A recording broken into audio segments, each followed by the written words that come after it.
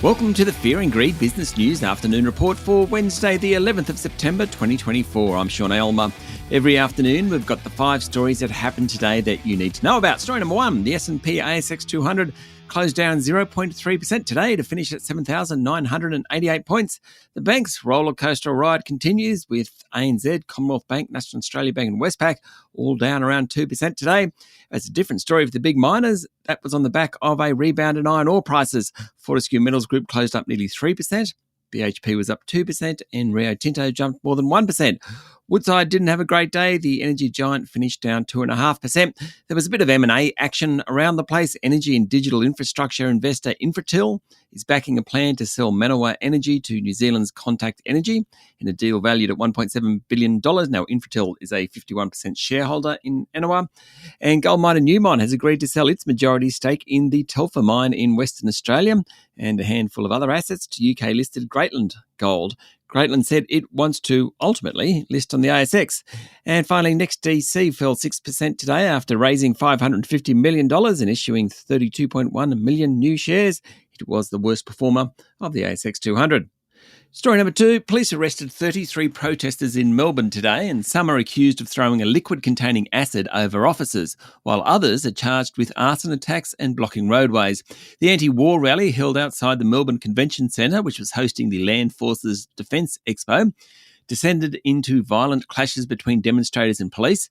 Victoria Police Chief Commissioner Shane Patton defended the actions of the police, commenting that there was restraint while managing the protest. Mr. Patton justified the use of force by officers, which included rubber bullets, flashbang devices and pepper spray, asserting that it was appropriate under the circumstances. An estimated 25,000 people attended the rally. Story number 3, the chair of the ASX, Damien Roach, will retire next month after 4 years as head of the board of the share market operator, a period notable for the failed rollout of critical settlement and clearing infrastructure known as CHESS. Mr. Roach will be replaced by former Westpac banker David Clark, who's currently chair of property investor Charter Hall. Mr. Clark will join the board immediately. Mr. Roach leaves shortly after the Australian Securities and Investments Commission sued ASX Limited, alleging the company misled investors about the failure to upgrade CHESS with blockchain technology, a disaster that ultimately led to a $250 million write-down and a slump in the group's share price. That action has been taken against the company, not individual directors. Now, Mr. Roach became chair of the ASX in 2021, a year before the company revealed its big problems. He's been in the firing line ever since. He's been an ASX director since August 2014. He'll formally retire at the AGM.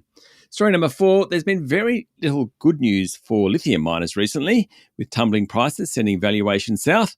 But the closure of a lithium mine in China triggered a surge in local lithium players today. The 4 best performing stocks in the ASX 200 were Mineral Resources and Liontown Resources, both up 16%, Pilbara Minerals up 14%, and Arcadium Lithium up 11%. The reports that Chinese electric vehicle battery maker CATL had suspended 2 of its mines in China.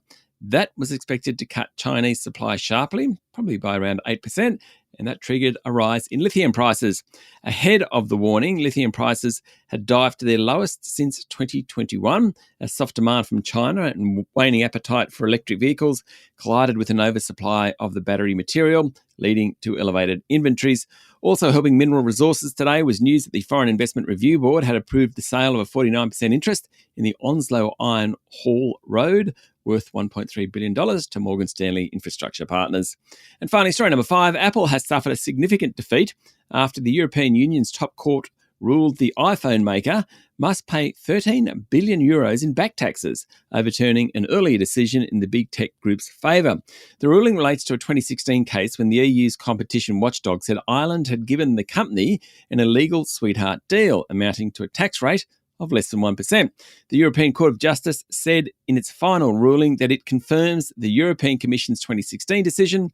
Ireland granted Apple unlawful aid, which Ireland is required to recover.